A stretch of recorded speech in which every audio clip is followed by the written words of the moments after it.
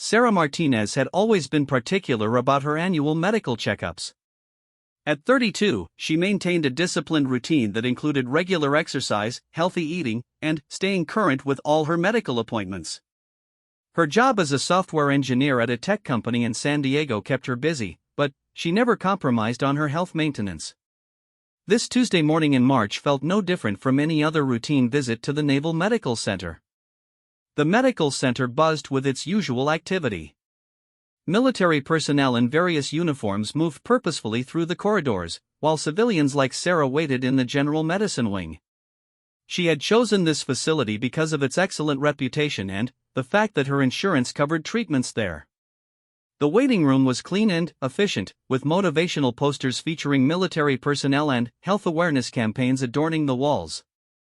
Sarah checked her phone for the third time, noting she was running slightly ahead of schedule. Her appointment wasn't for another 15 minutes, but she preferred being early rather than rushed. She wore a simple blue button-down shirt and dark jeans, having chosen comfort over style for what she expected to be a routine physical examination.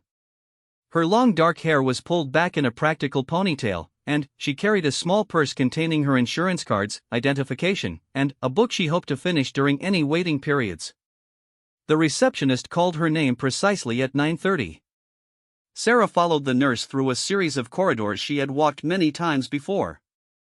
The familiar smell of antiseptic and the soft squeak of rubber-soled shoes on polished floors created a soundtrack she associated with medical environments.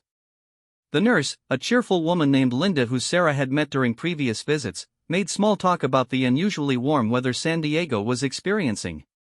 "Dr. Peterson will see you shortly," Linda said, directing Sarah to examination room 12. "You know the routine. Change into the gown, opening in the front, and he'll be right with you." Sarah nodded and entered the small but well-equipped room. She had been seeing Dr. Peterson for 3 years, ever since moving to San Diego for her job. He was a competent physician in his 50s who maintained a professional but friendly demeanor. Their appointments typically followed a predictable pattern: review of any concerns, basic measurements, blood pressure check, and a general physical examination. Nothing dramatic ever occurred during these visits, which was exactly how Sarah preferred her medical care. She changed into the standard hospital gown, the thin fabric feeling cool against her skin. The examination table crinkled under the disposable paper covering as she settled herself to wait.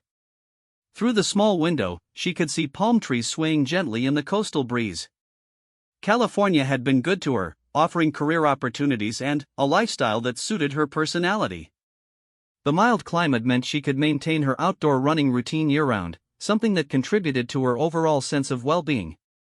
Dr. Peterson knocked and entered after receiving permission. He carried her chart in one hand and a cup of coffee in the other, suggesting he was settling in for his morning routine of patient consultations.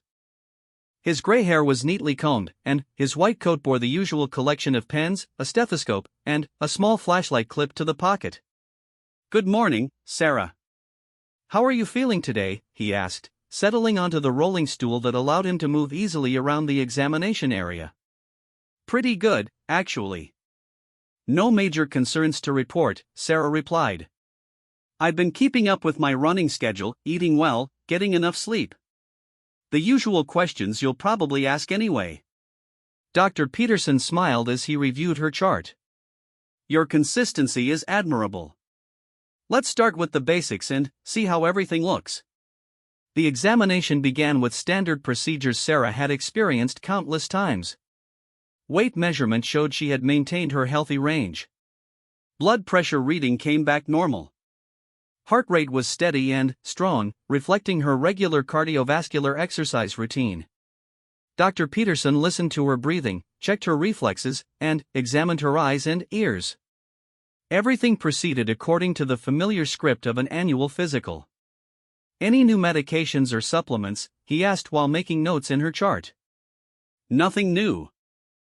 Still taking the vitamin D supplement you recommended last year, and the occasional ibuprofen when I have a headache or sore muscles after particularly long runs." "Good. Any family medical history updates? Last time we talked, your grandmother was dealing with some heart issues." Sarah's expression softened slightly. she passed away about 6 months ago. The heart condition progressed more quickly than anyone expected. It was peaceful, though, and she was surrounded by family. Dr. Peterson made a note and offered his condolences before continuing with the examination. "I'm sorry for your loss. We'll want to keep monitoring your cardiovascular health given the family history, but your current indicators all look excellent." The conversation shifted to routine topics while Dr. Peterson continued his examination.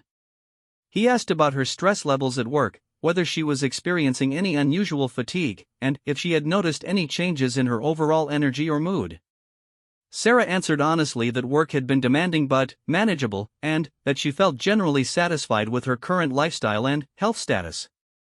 "Now let's do the visual examination, Dr. Peterson said, beginning the process of checking for any unusual marks, growths, or changes in her skin condition. This portion of the exam always felt slightly awkward to Sarah, but she understood its importance for early detection of potential problems. Dr. Peterson worked methodically, checking her arms, shoulders, and upper torso. His examination technique was professional and thorough, something Sarah appreciated even when it felt uncomfortable. He made occasional notes as he worked, typically indicating normal findings or areas to monitor during future visits. When he reached the area around her left shoulder blade, his hands paused. Sarah felt the change in his examination rhythm, though she couldn't see what had caught his attention. "Interesting," he murmured, leaning closer to examine something more carefully. "Is everything all right?" Sarah asked, trying to crane her neck to see what he was looking at. "There are some scars here I don't recall from previous examinations. Can you tell me about them?" Sarah felt her stomach tighten slightly. She knew exactly which scars he meant, though she had hoped they were faded enough to go unnoticed during routine medical exams. "They're old," she said carefully. "From when I was a child." Dr. Peterson continued his examination, his fingers gently tracing the faint but distinctive marks. "They have an unusual pattern. Almost looks like..." He paused, clearly trying to place something familiar about what he was seeing. The room fell quiet except for the soft humming of the ventilation system. Sarah found herself holding her breath, hoping he would move on to another area of the examination without further questions. These particular scars carried memories she preferred not to discuss, especially not during what was supposed to be a routine medical appointment. "Sarah, I need to ask you about these marks more specifically," Dr. Peterson said, his voice taking on a more serious tone. "The pattern is quite distinctive. They're not consistent with typical childhood accidents or medical procedures." Sarah felt her heart rate increase, though she tried to maintain her composure. "Like I said, they're very old. I'd rather not discuss them in detail if that's okay." Dr. Peterson sat back on his stool, studying her face carefully. His years of medical experience had taught him to recognize when patients were withholding important information, and his clinical instincts were clearly engaged. "I understand this might be uncomfortable, but, as your physician, I need to understand the nature of these injuries for your medical record." The air in the small examination room seemed to grow thicker. Sarah realized she was facing a moment she had hoped to avoid indefinitely. The scars that Dr. Peterson had discovered were not random marks from childhood mishaps. They told a story she had spent years learning to live with, a chapter of her past that influenced many of her current choices and perspectives. "They're from when I was 7 years old," she said finally, her voice quieter than before. "There was an incident involving..." She paused, searching for words that would satisfy his medical curiosity without opening emotional doors she preferred to keep closed. Dr. Peterson waited patiently, recognizing the significance of whatever she was preparing to share. His expression had shifted from routine clinical interest to the more focused attention he reserved for complex or sensitive cases. "It was a dog attack," Sarah said finally, offering a partial truth that she hoped would end the inquiry. "A neighbor's dog. The wounds required extensive treatment." Dr. Peterson nodded slowly, but his examination continued with renewed attention to detail. His medical training allowed him to distinguish between different types of injuries, and something about these particular marks continued to puzzle him. Outside the examination room, the normal sounds of the medical center continued. Footsteps in hallways, muffled conversations, the occasional overhead page calling for specific personnel. The routine nature of these sounds contrasted sharply with the growing tension Sarah felt as Dr. Peterson's examination took on dimensions she had not anticipated. "The scarring pattern is quite specific," he said, making detailed notes in her chart. "I'd like to document this properly for your medical history. Can you provide more details about the treatment you received?" Sarah found herself caught between her desire for privacy and her understanding that medical accuracy was important for her ongoing care. The scars Dr. Peterson was examining represented one of the most challenging periods of her childhood, a time that had shaped many aspects of her personality and life choices. "I was treated at a military hospital," she said, surprising herself with this additional detail. "My father was stationed overseas at the time, and the incident happened on base." This information seemed to catch Dr. Peterson's attention in a way that Sarah had not expected. His examination technique became even more careful and systematic, as if he was trying to piece together information that extended beyond routine medical documentation. The examination room fell quiet again as Dr. Peterson continued his work. Sarah found herself thinking about the series of choices that had led her to this particular moment, in this specific medical facility, with a physician whose attention to detail was forcing her to confront aspects of her past she typically kept private.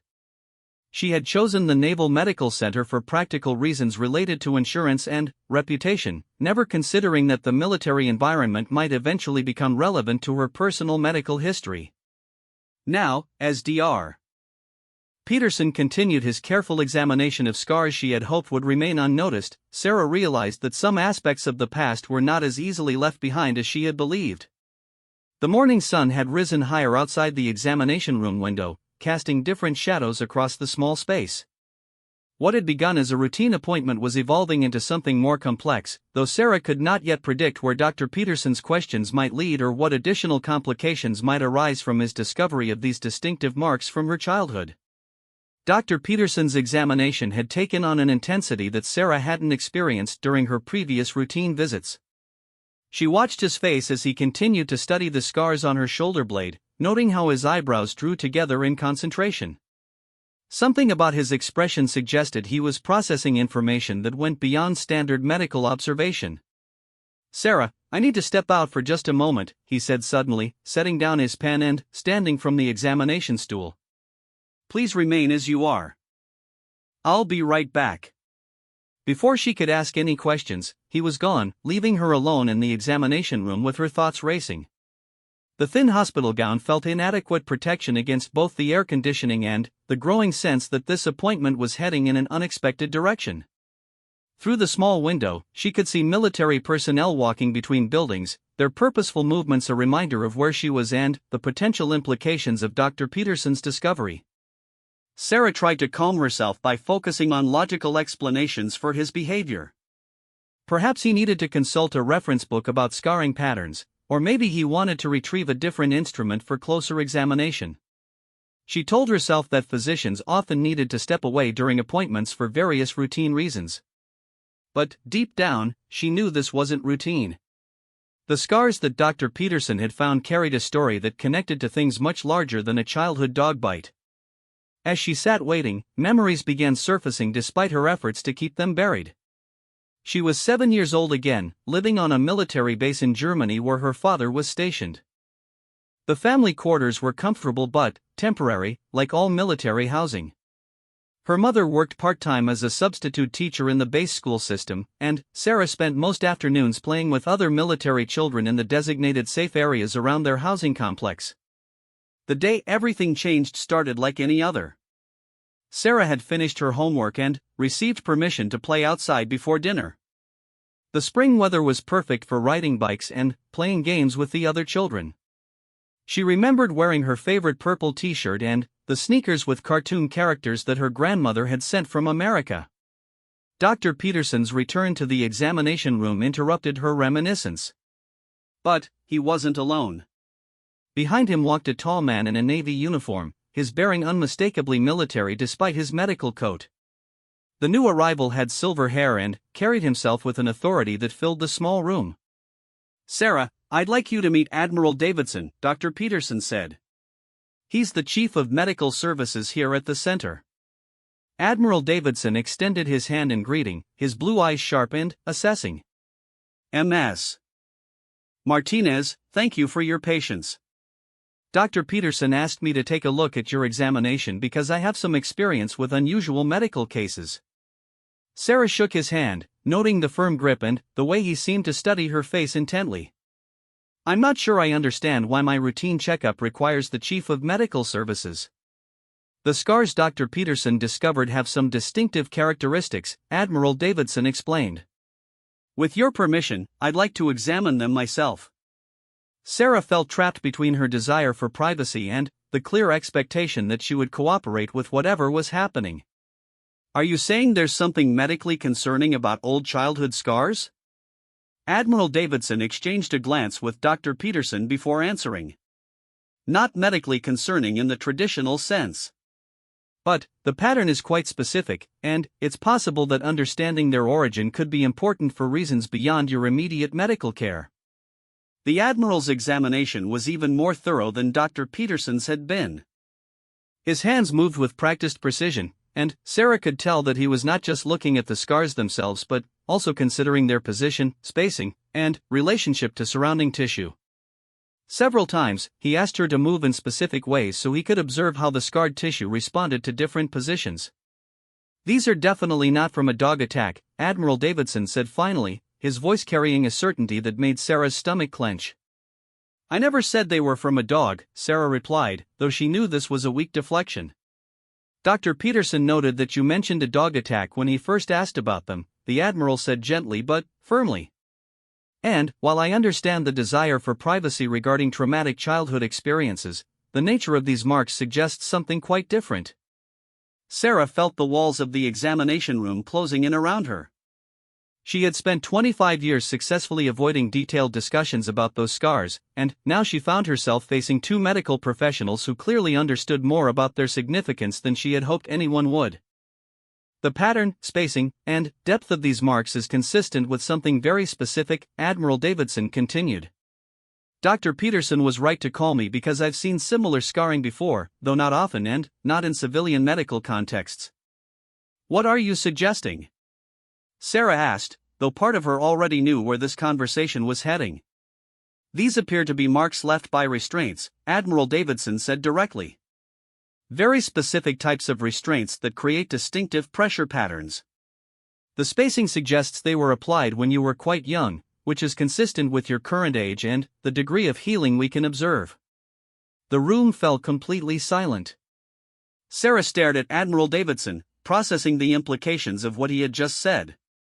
She felt exposed in a way that went far beyond the physical vulnerability of wearing a hospital gown. "I think there's been a misunderstanding," she said finally. "I came here for a routine physical examination, not to discuss traumatic childhood experiences with strangers." Dr. Peterson spoke up for the first time since introducing the Admiral.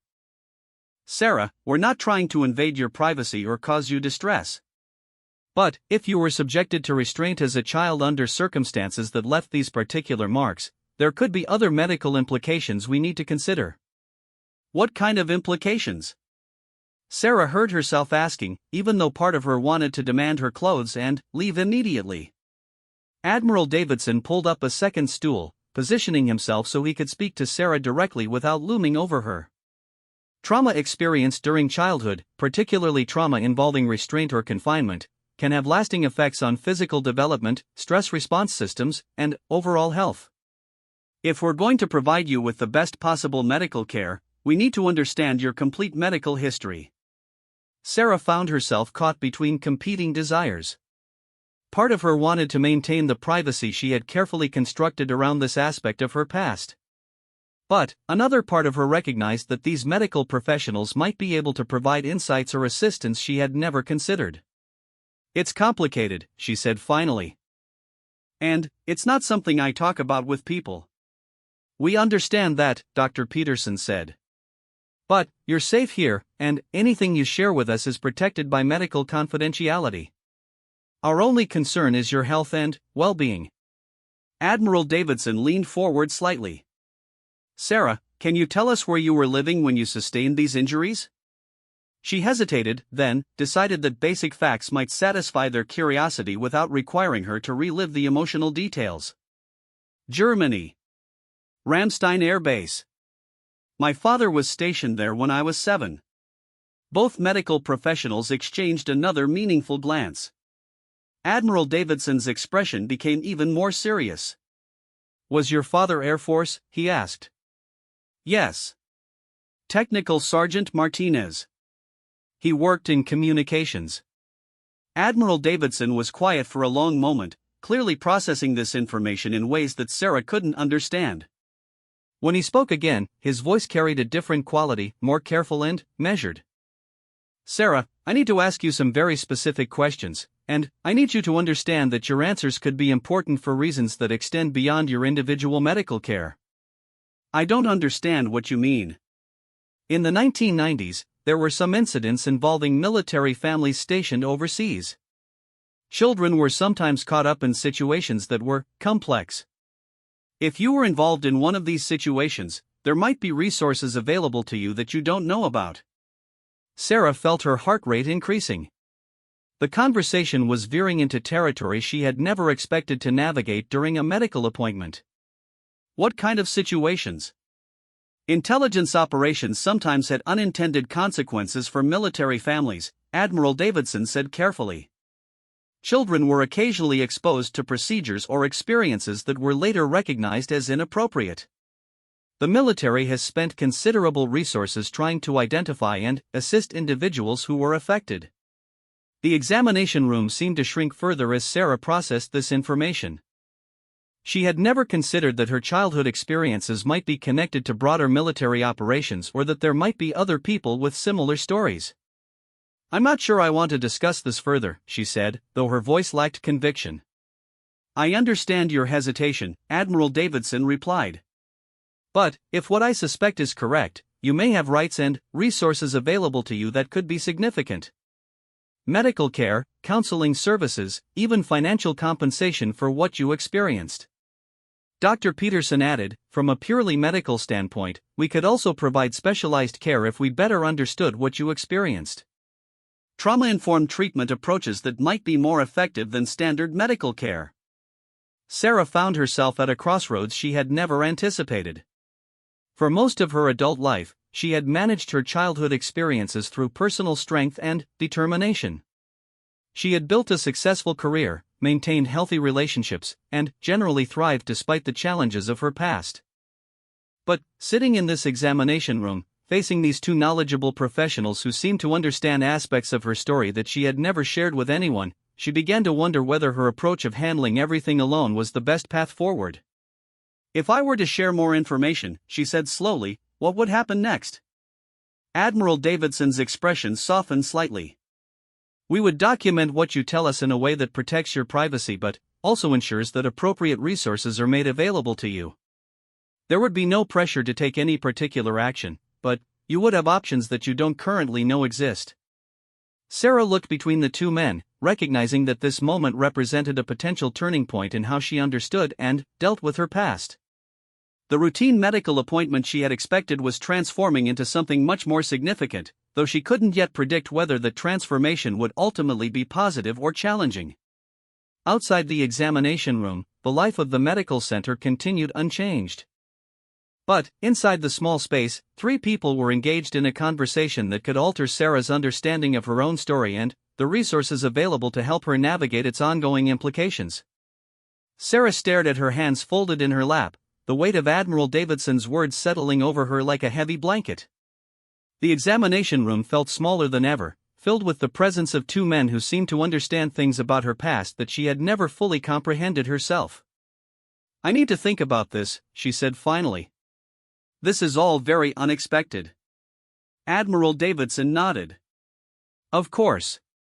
But, while you're considering what you might want to share, would you be willing to answer just a few basic questions?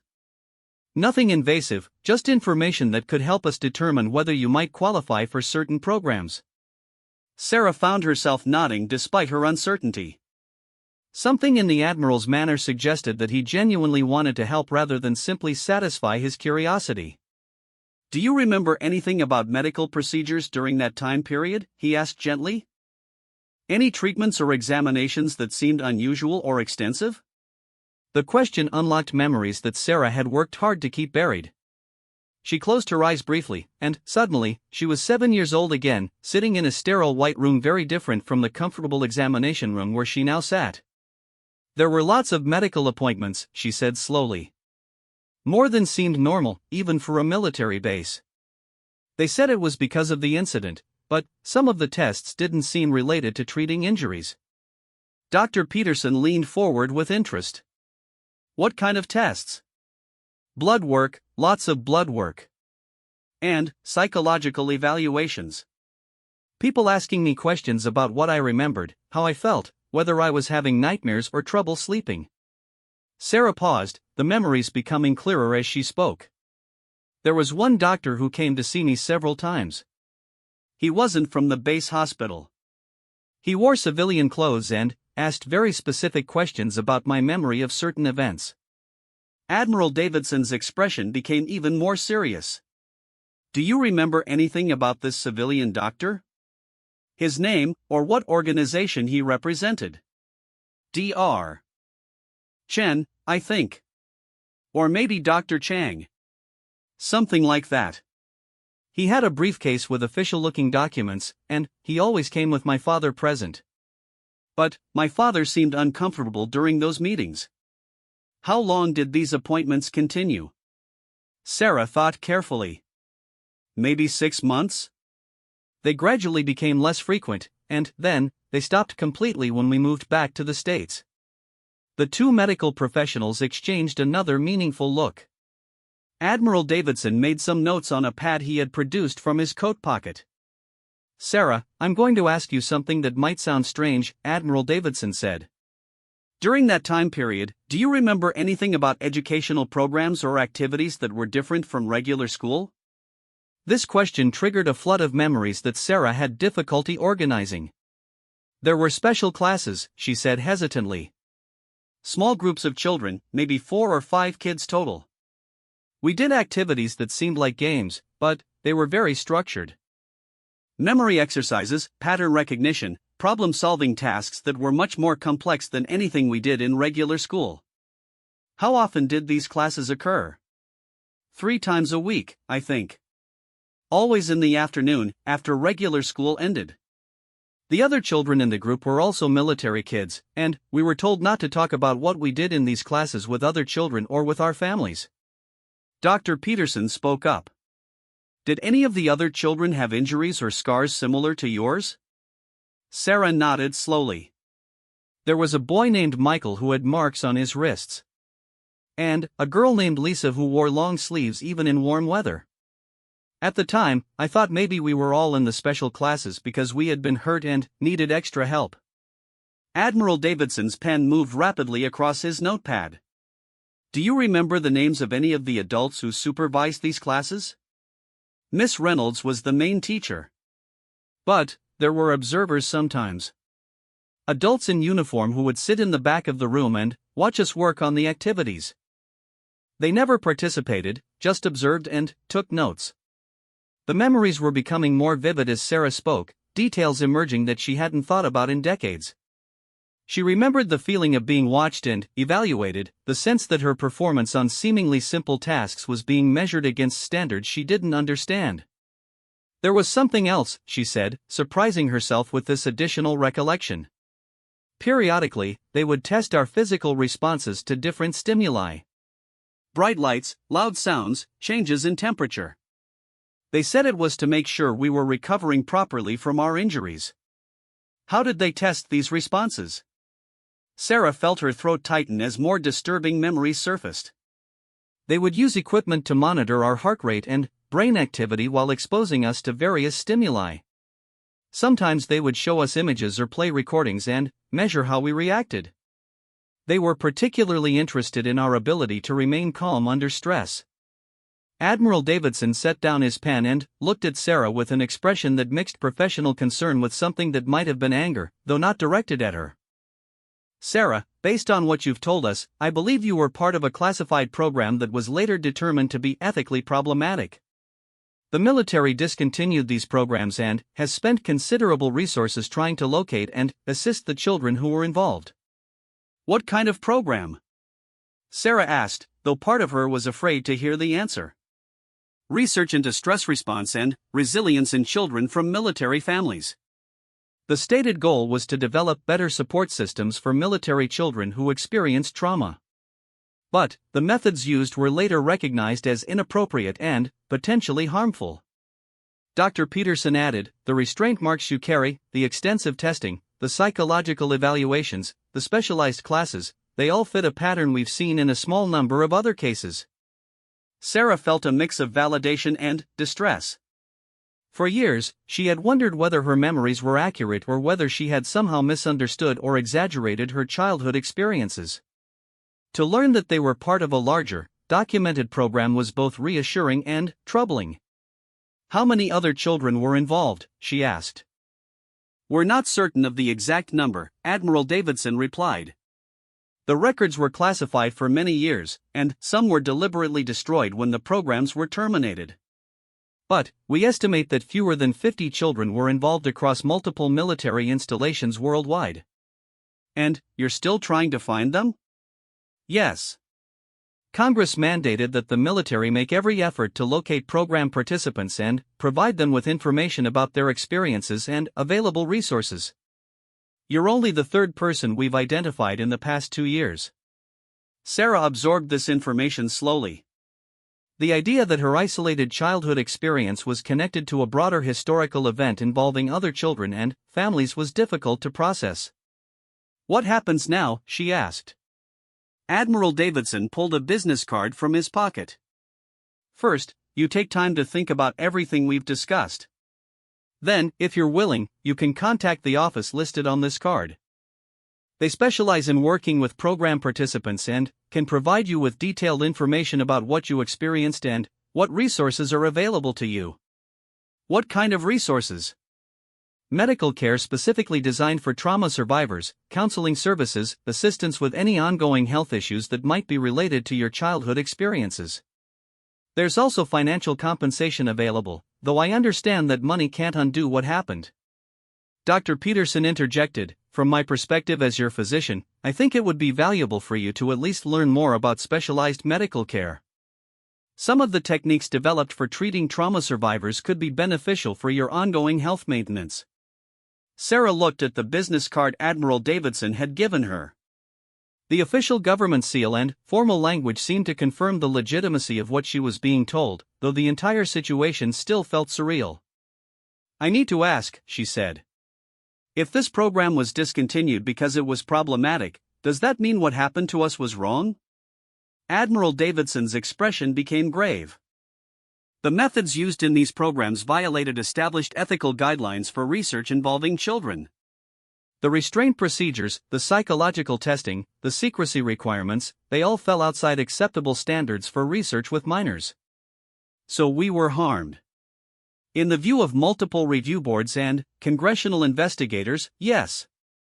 The children in these programs were subjected to procedures that were not in their best interests and were conducted without proper oversight or consideration of long-term consequences. Sarah felt tears beginning to form, though whether they were tears of sadness, anger, or relief, she couldn't tell. For 25 years, she had carried the weight of experiences that she didn't fully understand, wondering whether her reactions and memories were normal or whether there was something wrong with her ability to process what had happened. The other children, she said. Do you know what happened to them? Some have been located and are receiving services. Others are still difficult to find because military families moved frequently, and records from that era are incomplete. A few have chosen not to participate in the assistance programs, which is their right. And some have had more serious difficulties, Dr. Peterson added gently. The experiences you all had as children have affected people differently. Some have struggled with anxiety, depression, or post-traumatic stress. Others, like you, have built successful lives but might benefit from specialized support. Sarah wiped her eyes with a tissue Dr. Peterson offered. The emotions flooding through her were complex and difficult to sort through. Part of her felt angry about what had been done to her as a child. Another part felt relieved to finally understand that her experiences were real and documented. And yet another part felt overwhelmed by the implications of this new information. "I built my life around being strong and independent," she said. "The idea that I might need special assistance or that I was victimized as a child is hard to accept." Admiral Davidson leaned forward with a sympathetic expression.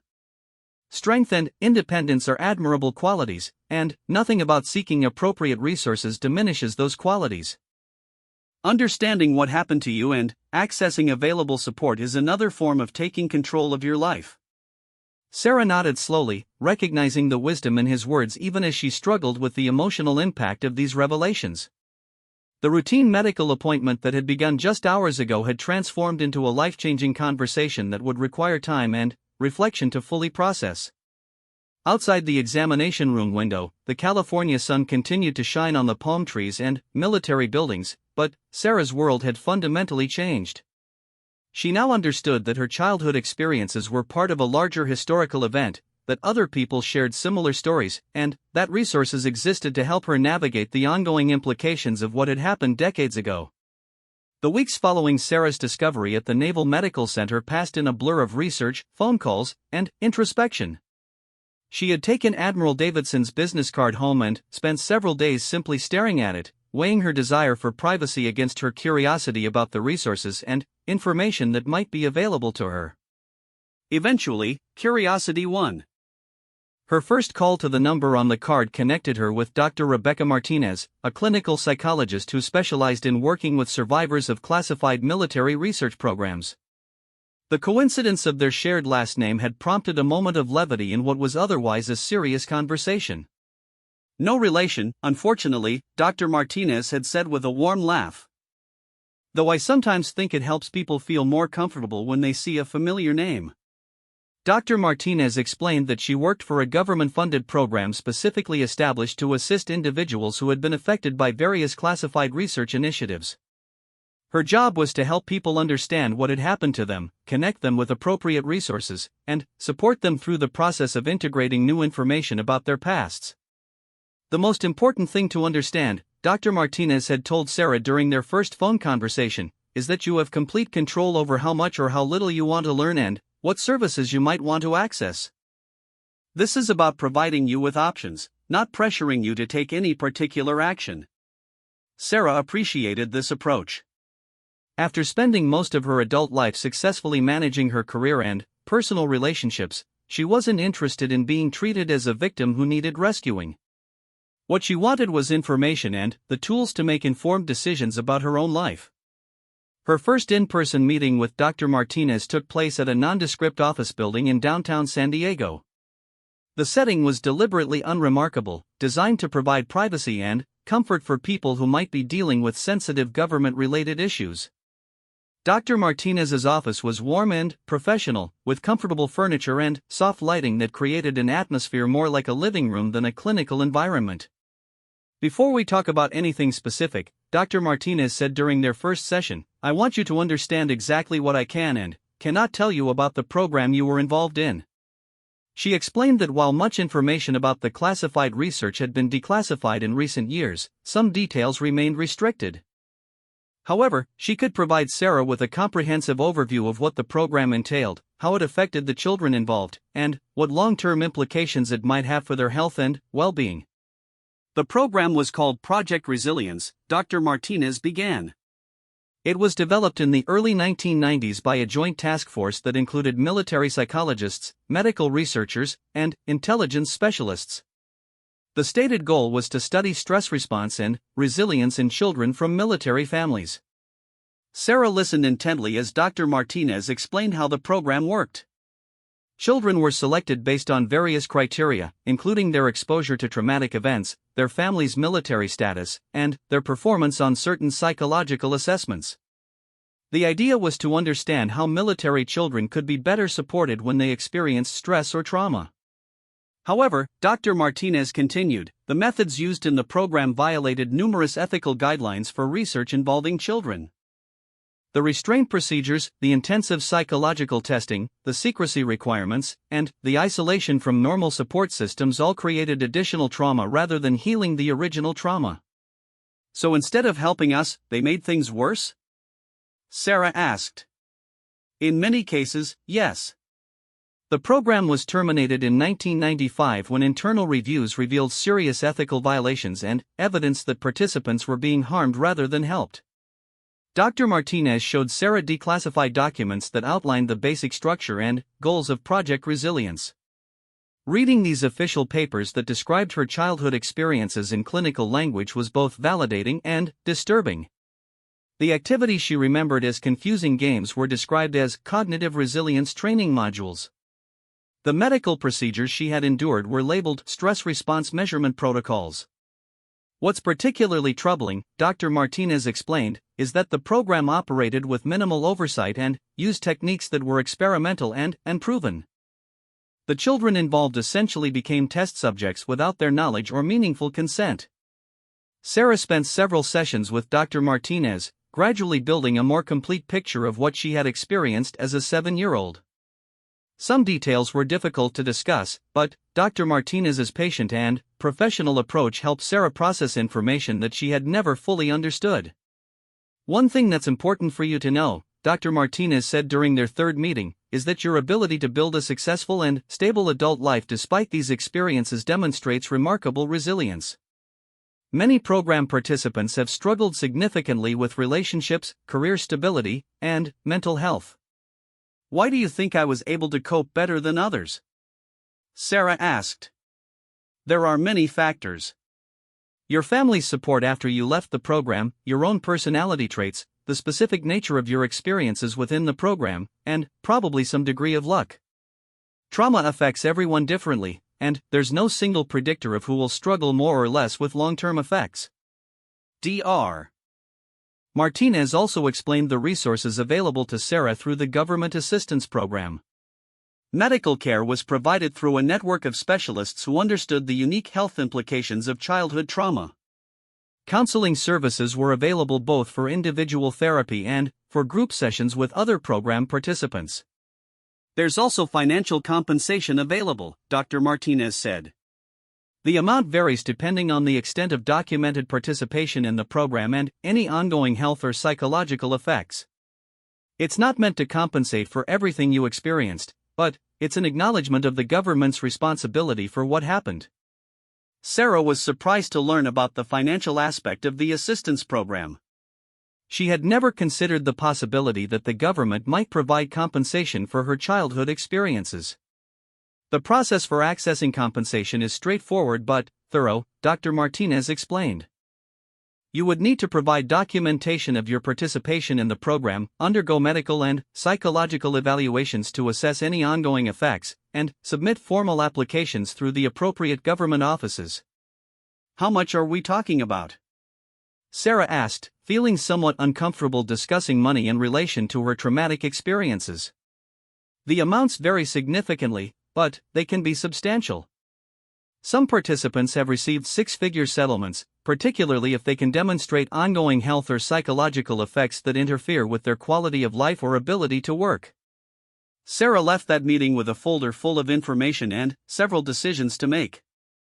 She could pursue medical evaluation to better understand any ongoing effects of her childhood experiences. She could participate in counseling services to address psychological impacts she might not even realize she was carrying. And she could apply for financial compensation that might provide security and resources for her future. Over the following weeks, Sarah found herself reflecting on patterns in her life that she had never connected to her childhood experiences. Her preference for maintaining strict control over her environment, her difficulty with intimate relationships despite being socially skilled, her tendency to minimize her own needs in favor of appearing strong and capable. She decided to start with the medical evaluation. Dr. Peterson had referred her to a specialist who worked with trauma survivors, and she found the comprehensive health assessment both revealing and helpful. The specialist identified several health patterns that were common among childhood trauma survivors, including heightened stress response, sleep disturbances, and certain digestive issues that Sarah had attributed to other causes.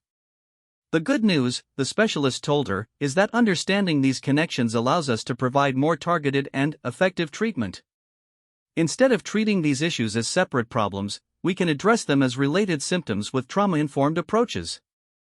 Sarah also decided to attend a group session for program participants. Dr. Martinez had mentioned that several other people in the San Diego area were part of the assistance program, and periodic group meetings were available for those interested in connecting with others who had shared similar experiences.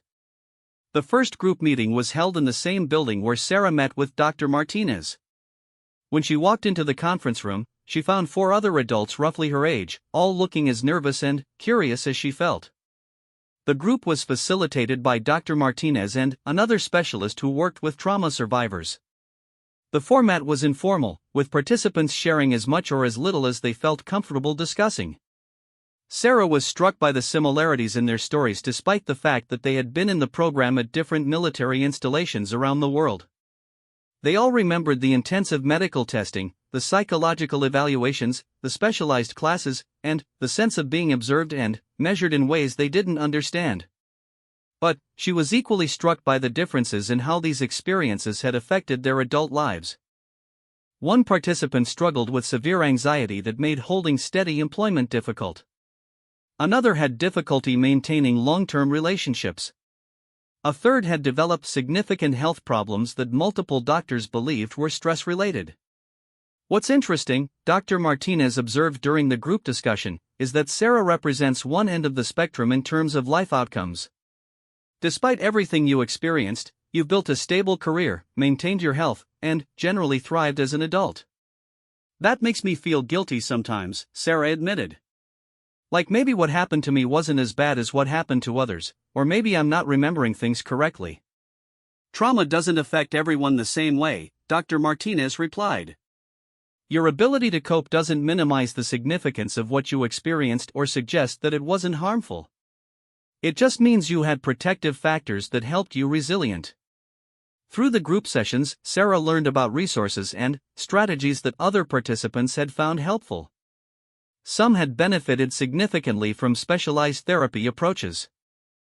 Others had found that understanding their past helped them make better decisions about their current relationships and career choices.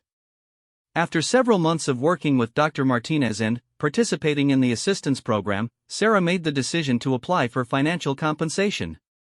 The process was thorough but respectful, involving detailed documentation of her experiences, medical evaluations, and psychological assessments. The important thing to remember, Dr. Martinez told her during the application process, is that this compensation isn't charity and it's not a judgment about your ability to take care of yourself. It's an acknowledgement that you were wronged as a child and that the government bears responsibility for providing resources to address the long-term consequences. 6 months later, Sarah received notification that her compensation application had been approved. The amount was substantial enough to provide significant financial security and opportunity she had never imagined having. More importantly, she felt a sense of closure and validation that she hadn't expected. Understanding what had happened to her as a child, connecting with others who had shared similar experiences, and receiving acknowledgement from the government that these experiences were wrong had helped her integrate aspects of her past that she had never fully processed. Sarah continued her regular appointments with Dr. Peterson at the Naval Medical Center, but now their conversations included discussions about trauma-informed medical care and strategies for maintaining her health given her unique medical history. The routine checkup that had started this entire journey became an opportunity for more comprehensive and personalized healthcare. Looking back, Sarah realized that Admiral Davidson's recognition of her scars had opened a door to understanding and resources that had fundamentally improved her quality of life. What had begun as an unwelcome intrusion into her privacy had evolved into an opportunity for healing and empowerment that she had never imagined possible. The journey from that examination room where Admiral Davidson first noticed her distinctive scars to her current understanding of her past and access to specialized resources had been challenging but ultimately transformative. Sarah had learned that strength and independence didn't require carrying burdens alone, and that acknowledging past trauma didn't diminish her considerable achievements in building a successful adult life. Most significantly, she had discovered that her story was part of a larger historical narrative, and that her individual healing contributed to broader efforts to ensure that similar programs would never again put children at risk in the name of research or national security.